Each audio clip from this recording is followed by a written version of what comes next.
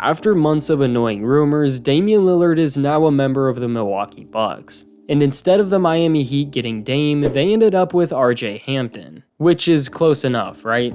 The Heat might have taken an L, but the Bucks just sealed their fate for the foreseeable future. Not only did they just get one of the best point guards and scorers in the NBA, but they just put any rumor of Giannis leaving to rest. He was adamant about only playing for a championship contending team, and if the Bucks weren't able to make that happen, then he made it known he might have to leave. But I think it's safe to say that Giannis is very happy with the front office, although the team might have cheated to get the deal done. The NBA introduced tampering rules so that teams can't talk to players at certain times or whatever, and Jimmy Butler is calling them out. Y'all need to look into the Bucks for tampering. Y'all do. I'm just gonna put that out there.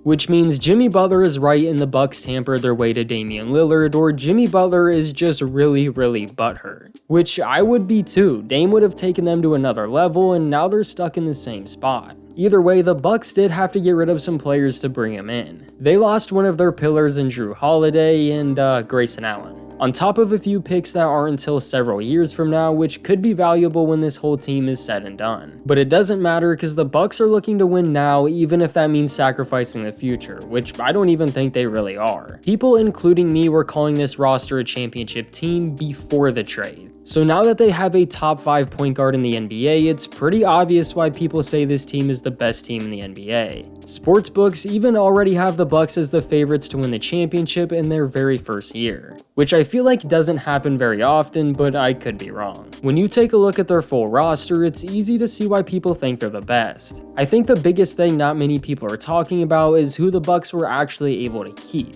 So many people are talking about Dame, they don't realize they were able to keep almost every meaningful player on the team. Getting rid of Jrue Holiday was a must, that just had to happen, which sucks, but it's Damian Lillard. I like Jrue Holiday a lot, and there aren't many players that I would trade for him, but Dame is definitely one of them.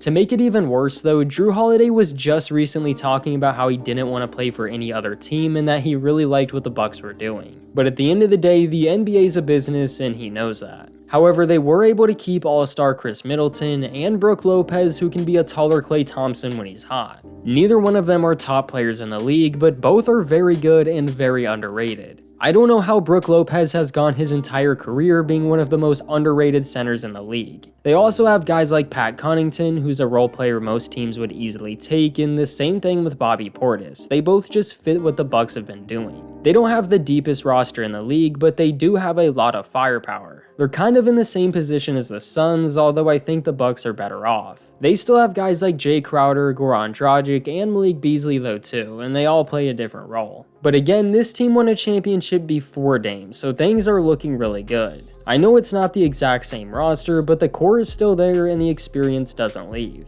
It's one of the biggest reasons I'm excited to watch this team. The players and organization are already a step ahead and can give advice to Damian Lillard, who hasn't played in very many meaningful playoff games. Although it is Damian Lillard, I'm sure he's going to be just fine. Especially because he's coming off one of the best seasons of his entire career. Comparing them to a few other teams, there are a couple that will give them a run for their money. The Nuggets just proved their championship material by winning a ring literally last season and are bringing back basically the same team next season. The Celtics have been pushing for the finals for the past few years, so between them and the Heat, it's definitely going to be a challenge. The Suns are really good, but because they have so many new faces, we'll just have to see. Then there are teams like the Lakers, Warriors, and Sixers who all have a few question marks themselves. Either way, the Bucks can compete with every single team I just mentioned. And you have to remember, this is their first season together. I know people like to hold these brand new teams to championship expectations, but that chemistry is a lot more important than people think. The Bucks were able to keep their core, so it should be a little bit easier to transition, but it's still not the same. The only downside I can see with this Bucks team is that they're kind of old. An older team isn't usually a good thing, but it's not like there's several guys 35 plus, they just have a few good players in their 30s.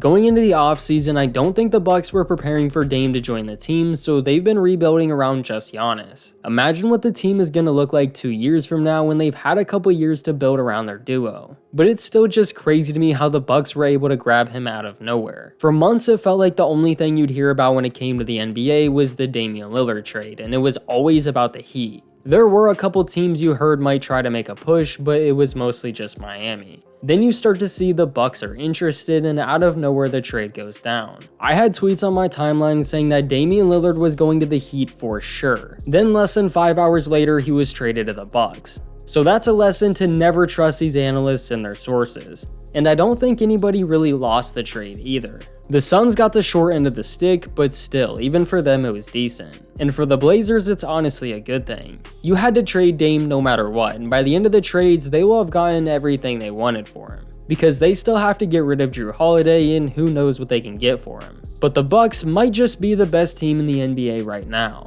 Not just because of how good they are right now, but also because they're in position to win over the next few years. They're gonna have a ton of pressure immediately because they have a top 5 player in the entire league and a top 5 point guard. When you have a guard and big combo that can do everything, it's pretty easy to surround them with decent players.